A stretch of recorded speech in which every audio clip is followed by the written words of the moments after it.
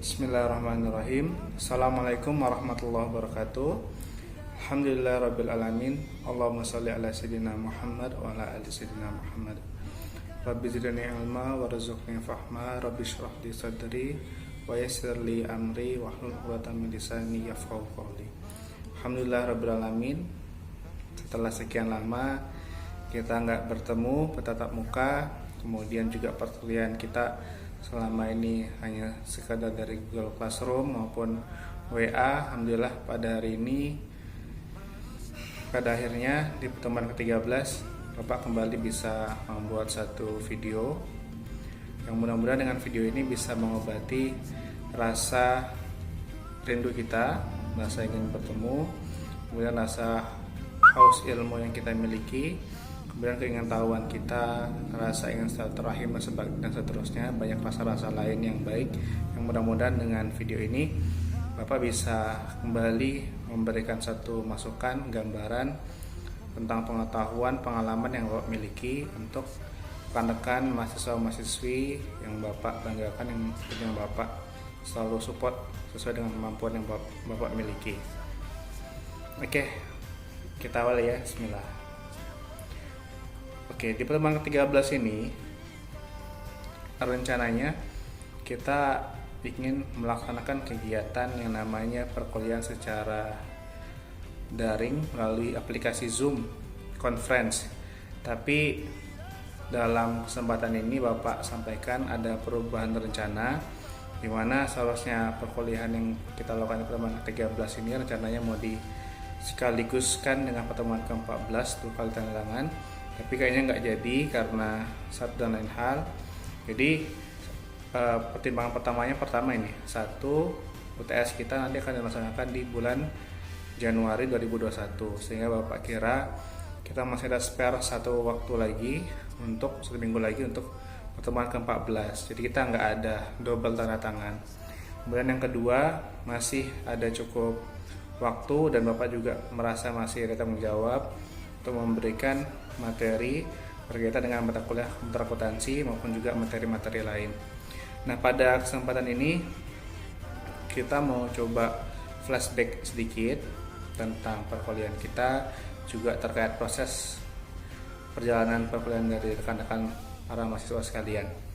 Oke, kalau kita kembali melihat tentang mata kuliah komputer akuntansi, maka salah satu hikmah atau pelajaran yang bisa kita ambil bahwa kita sebagai seorang akuntan harus bisa mengikuti perkembangan zaman, dimana sekarang dengan adanya dulu kita kenal era disrupsi. Disrupsi itu adalah sesuatu perubahan yang terjadi pada satu bidang akibat adanya perubahan yang lain. Jadi perubahan itu terus berubah dengan perubahan-perubahan berikutnya. Contoh bisnis atau kegiatan disrupsi itu contohnya adalah bisnis di bidang pengiriman barang oleh kantor pos. Dulu sangat ngetren sekali pengiriman barang menggunakan kantor pos, barang, dokumen dan seterusnya. Kini dengan adanya kemajuan teknologi, maka kegiatan tersebut terdisrupsi, kemudian digantikan oleh yang namanya email, WA, Telegram dan seterusnya. Kemudian juga perbelanjaan konvensional yang dilakukan kita beli ke pasar, kemudian dengan adanya disrupsi perkembangan teknologi informasi, maka kebiasaan tersebut kita shifting, kita rubah menuju arah ke digital. Kita berbelanja secara online, kemudian sekarang juga kita kenal di mana setiap tanggal kembar selalu ada diskon spesial, misalnya 12/12 dari platform penjualan tersebut selalu ada. Jadi ada banyak sekali bisnis-bisnis itu yang selalu terdisrupsi dengan ada satu perubahan. Nah, kita sebagai seorang akuntan tentu kita harus bisa mengikuti perkembangan zaman, di mana perkembangan zaman itu yang awalnya menggunakan pencatatan secara manual, kita terapkan, kita aplikasikan ilmu yang kita miliki ke dalam sistem. Yang pada kesempatan semester ini teman-teman dapat kesempatan untuk mempelajari dari aplikasi Mayobi. Aplikasi Mayobi tersebut itu pun sudah berkembang, sudah banyak versinya. Versinya sudah sampai versi 20-an. Tapi dalam bulan kita menggunakan versi yang lama, versi 18 ya kalau nggak salah. Nah dari versi itu memang secara versi masih cukup jauh ya ketinggalan dari kondisi yang saat ini sudah versi yang terbaru. Tapi pada dasarnya kembali kita ingat bahwa kita tuh harus memahami dasar mangkok awalnya, struktur awalnya seperti apa. Ketika kita sudah memahami struktur awalnya, kemudian ada updates. Updates itu adalah tambahan-tambahan feature-feature yang mungkin diperlukan. Dengan ada tambahan atau update itu, maka aplikasi kita akan lengkap. Nah harapannya dengan teman-teman bisa mempelajari komputer akuntansi, dan dalam hal ini khususnya dalam aplikasi Mayobi, teman-teman punya struktur berpikir bahwa kita bisa mengkonvert informasi keuangan, informasi akuntansi ke dalam satu sistem aplikasi. Kemudian dari aplikasi tersebut bisa menghasilkan output berupa laporan keuangan yang bisa digunakan oleh pihak-pihak yang berkepentingan. Kemudian kalau kita lihat juga berikutnya bahwa komputer akuntansi itu kan berkaitan dengan platform ataupun aplikasi. Nah, kita sadari bersama bahwa setiap perusahaan, setiap entitas, setiap pemerintah daerah memiliki sistem dan aplikasinya masing-masing. Seperti di daerah Pemkab Bintan memiliki Simda dan seterusnya. Kemudian maka kita sebagai seorang akuntan, proses atau output pembelajaran kita pada mata kuliah komputer akuntansi ini adalah kita mengetahui bahwa segala pencatatan yang dilakukan secara manual itu pada akhirnya ketika kita mengikuti perkembangan zaman itu harus kita shifting dan kita masukkan ke dalam yang namanya aplikasi. Kemudian ketika kita masukkan aplikasi ada beragam. Jadi teman-teman tuh diharapkan bisa dapat pengalamannya, experience-nya, sehingga nanti ketika misalnya kita diberikan kesempatan untuk bekerja dan kemudian kita setelah bekerja itu menggunakan aplikasi akuntansi, sekiranya kita sudah pernah memiliki gambaran tentang pengalaman yang sudah kita lalui dalam mata kuliah komputer akuntansi ini. Seperti itu. Jadi terkait mata kuliah dan juga jenis platformnya ada banyak, teman-teman nanti bisa pelajari lebih lanjut ke depannya. Kemudian hal-hal lain lagi yang harus kita pahami juga bahwa sekarang ini kan tadi saya sudah singgung bahwa era disrupsi. Untuk pengetahuan, kita ini sekarang sudah dalam era yang namanya era digitalisasi, kemudian era open source. Artinya segala macam informasi, pengetahuan yang ingin kita dapatkan kita bisa peroleh dari mana saja dengan sumber-sumber yang dapat diakses dengan cara yang lebih mudah. Sekarang trennya dalam ilmu pengetahuan itu kita mengarah kepada jurnal. Jurnal-jurnal itu merupakan salah satu referensi utama dan merupakan referensi yang paling dinamis karena hampir setiap 20 menit sekali jurnal itu selalu ada uploadan yang terbaru, sehingga kita kalau memang benar-benar ingin nyemplung atau berkontribusi fokus dalam dunia pendidikan, tentu jurnal merupakan suatu hal yang wajib untuk kita pahami dan kita pelajari. Namun demikian, kita juga selain kita memahami jurnal untuk mengetahui perkembangan, kita juga tidak boleh lepas yang namanya dari buku. Karena pada dasarnya buku merupakan informasi yang lebih lengkap dan lebih komplit dibandingkan jurnal. Jurnal itu memberikan satu gambaran, kesimpulan atau rangkuman dari salah satu atau suatu penelitian. Sehingga terkadang ada beberapa informasi-informasi yang tidak bisa kita peroleh secara full. Makanya di dalam jurnal itu disediakan alamat email dan terkadang ada nomor telepon agar kita sebagai peneliti bisa bertanya kepada penerbit atau peneliti terdahulu terkait jurnalnya. Mungkin kita perlu data tentang variabel A, B, C, dengan kita menghubungi kepada sang pembuat atau kreatornya, mungkin kita bisa dapatkan informasi tambahan. Seperti itu. Jadi terkait buku, zaman sekarang sudah banyak sekali buku-buku yang disediakan secara gratis melalui e-book. Yang saya berharap teman-teman juga bisa juga tetap memperhatikan teori berdasarkan dari buku. Nah, kalau buku itu di Tanjung Pinang sendiri, tempat kota kelahiran kita, tempat kita berdomisili, memang terbatas untuk penjualan buku. Toko bukunya belum banyak, tapi ya jangan memutuskan atau melambangkan semangat kita, karena kita juga masih ada perpustakaan dan lain sebagainya yang bisa kita akses. Kemudian juga e-book gratis, ya sama-sama kita manfaatkanlah fasilitas-fasilitas tersebut. Nah, kemudian dalam perkuliahan atau pertemuan ini ada beberapa poin penting yang Bapak sampaikan kepada rekan-rekan sekalian, rekan-rekan akuntan.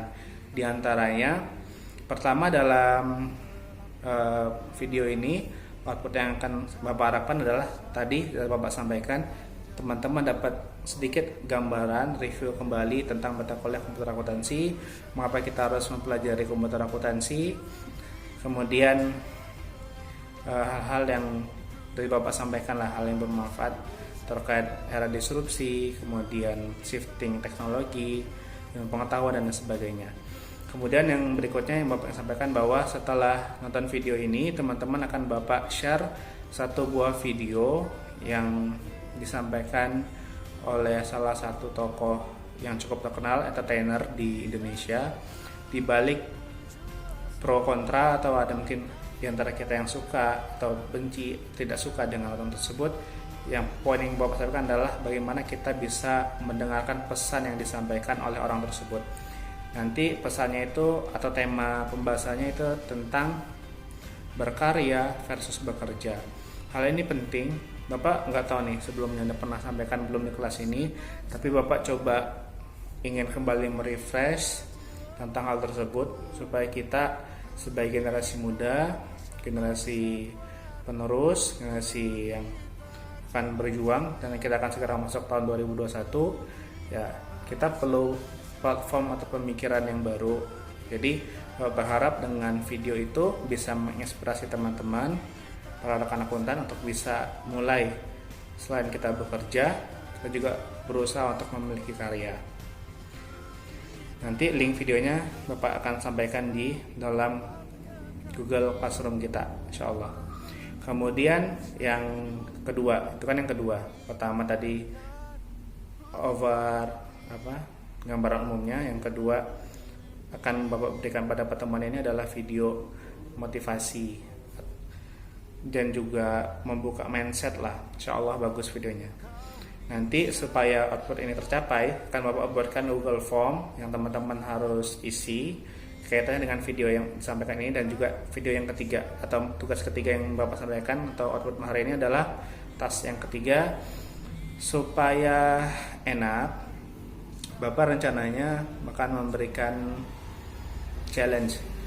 Biasanya kan kalau dosen itu senang ini, dalam artian kita tuh senang memberikan pertanyaan kepada mahasiswa untuk didiskusikan.